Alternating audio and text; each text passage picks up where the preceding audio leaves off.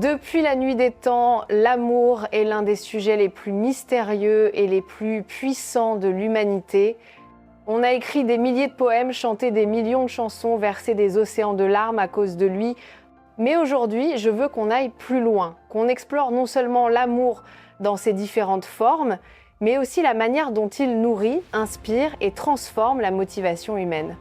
Parce que oui, l'amour ne se limite pas aux relations amoureuses. L'amour, c'est la force de vie, c'est le moteur invisible derrière chaque grande réalisation. Et si tu comprends comment unir amour et motivation, tu tiens entre tes mains la clé d'une existence épanouie. Qu'est-ce que l'amour ? L'amour n'est pas un concept unique, il a 1000 visages. L'amour de soi, se respecter, se pardonner, s'accepter. Oh l'amour romantique, passion, désir, complicité. Oh, l'amour familial, celui qui lie les parents et les enfants. Oh, l'amour universel, compassion, empathie, solidarité. Sans amour, la vie perd de son sens. Mais attention, l'amour n'est pas toujours facile. Il peut être douceur, comme il peut être douleur. Il peut élever, mais il peut aussi briser. La vraie sagesse, c'est d'apprendre à distinguer l'amour qui nourrit de l'amour qui détruit. Les épreuves de l'amour. Amour et souffrance, pourquoi aime-t-on parfois ceux qui nous font mal ? La jalousie, la peur de perdre, les blessures du passé, les illusions de l'amour parfait dans les films verraient la réalité quotidienne. Chaque personne ici a déjà souffert par amour. Mais pose-toi cette question, est-ce que la douleur de l'amour signifie que l'amour est mauvais ? Non. Cela signifie qu'aimer, c'est prendre un risque. Mais sans risque, il n'y a pas de véritable bonheur. Les plus grandes histoires de réussite personnelle et même collective sont toujours liées à un amour profond, qu'il soit pour une personne, une cause ou un rêve. L'amour comme moteur de la motivation. Pourquoi les gens trouvent la force de se lever chaque matin ? Ou une mère qui se sacrifie pour ses enfants.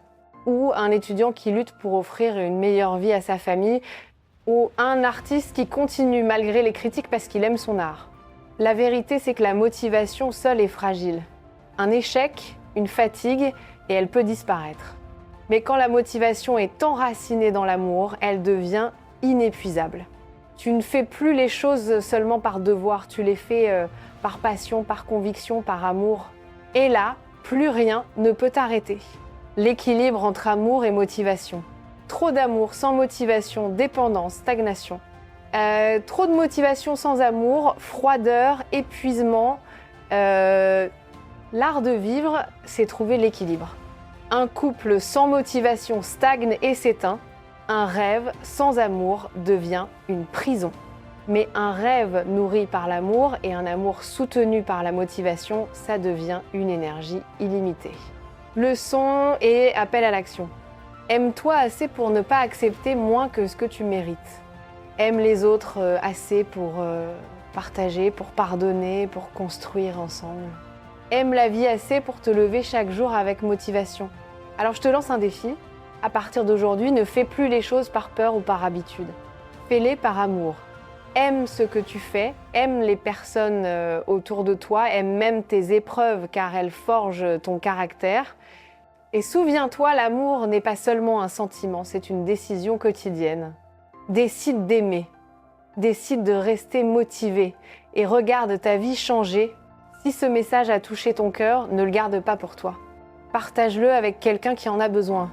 Abonne-toi pour recevoir chaque semaine des réflexions profondes sur l'amour, la motivation et la vie, et dans les commentaires écrits. Et j'avance avec amour et motivation pour montrer ton engagement. N'oublie jamais, l'amour est la plus grande des forces et la motivation est son souffle. Avec les deux, tout devient possible.